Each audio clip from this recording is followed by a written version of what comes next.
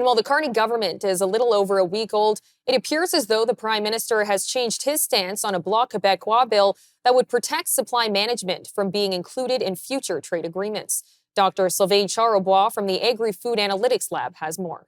Yeah, so on April 3rd during the election, he was actually talking to Radio-Canada in Montreal, and he was asked a question, do we need uh, binding legislation to protect supply management? And his answer was clearly no.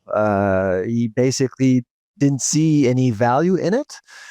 But last week, apparently he has changed his mind. He believes that legislation is critical, which will give a second life to Bill C-282, which is a bill I've actually testified against at Senate just in December. And so the bill basically would grant immunity to supply management, basically, should Canada enter any new rounds of negotiations with other countries, including the United States. And and frankly, I think it's just a bad strategy because it would just make Canada weaker as a player.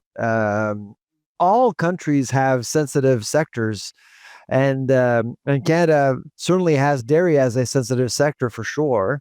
And it would be totally normal for Canada to put on the table dairy as a sensitive sector. That's all you need, really. You don't need legislation to basically discourage any country, any region of the world to negotiate with Canada. And that's the signal we would send to the rest of the world. We also asked Dr. Charlebois where supply management has made it difficult to negotiate trade deals in the past. So in a couple of years ago, Canada wanted to negotiate a trade deal with the United Kingdom, and apparently supply management became an issue, or market access, particularly in dairy, was an issue, and Canada did mention that